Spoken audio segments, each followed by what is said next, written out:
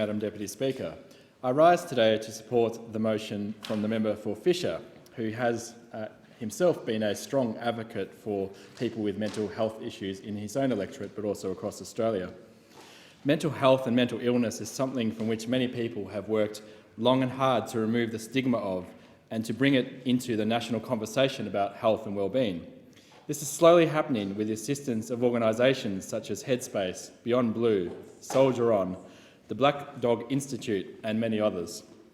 Last week we marked both Headspace Day and World Mental Health Day, acknowledging the importance of keeping yourself in a positive headspace and looking after your mental health at work and beyond.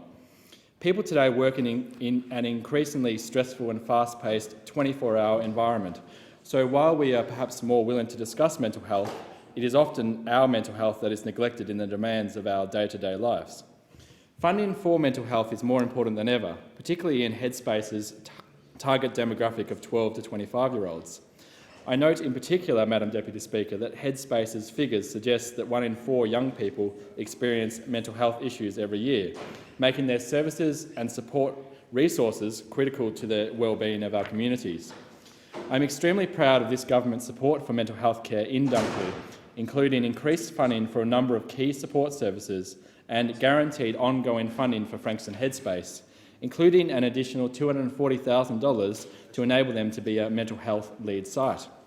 I've seen the fantastic outcomes from Frankston Headspace's programs, including, for example, the Learn, Engage, Connect Young Parents program that I spoke about last year and that I will be attending again in the coming weeks. Another fantastic program about to launch in Dunkley is a partnership between Chisholm Institute, Headspace, Tomorrow Man, Wesley Mission and Life is Worth Living suicide prevention program, which will work to help the peninsula's tradies build emotional muscle.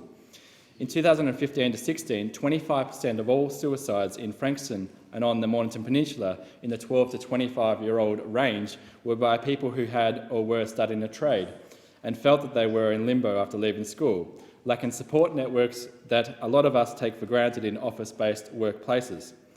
The Change Our Brains program will help young men and women better communicate their emotions, learn to reach out if they need help, and provide support for those at risk.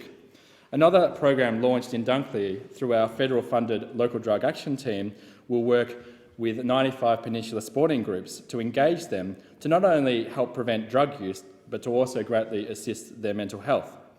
These programs, Madam Deputy Speaker, keep vulnerable young people engaged locally and help them retain or recover normal lives following disruptions and changes in their lives that can derail an individual's confidence and belief in themselves to pursue their goals. Local mental health services are a critical part of the health and well-being fabric that we are building on the Mornington Peninsula. Our community is constantly working to increase the personalised support and care available to secure the best outcomes for each individual who finds the courage to reach out for help. Doing so can be one of the toughest things to do when someone is experiencing mental health issues, so we owe it to our young people, or indeed any age group, to provide whatever care, support and resources they need. Prior to the 2016 federal election, I was also proud to jointly announce with Minister Hunt the Coalition's commitment to strengthening mental health care for individuals and families across Frankston and the Mornington Peninsula, including for veterans, young people, our seniors and other demographics affected. Funding, in addition to the resources committed by the government in its first term, means that additional suicide prevention trial sites are established, funding is secured for youth, early psychosis services and targeted research and evaluation for primary health networks is supported by this government's focus on looking after the mental health of not only Dunkley residents but all Australians. This has been continued and reinforced during this year's federal budget, as well as in initiatives like the Muster for Mental Health, which has been given federal government funding and which was started through Australian Rotary Health, which itself was initiated by Mornington Rotary in my electorate of Dunkley. Of course, support can only be provided to individuals who speak up or accept offers of help from those who can provide it.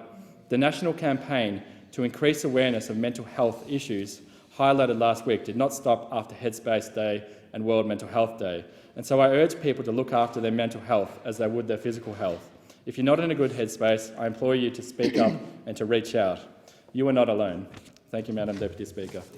Thank you.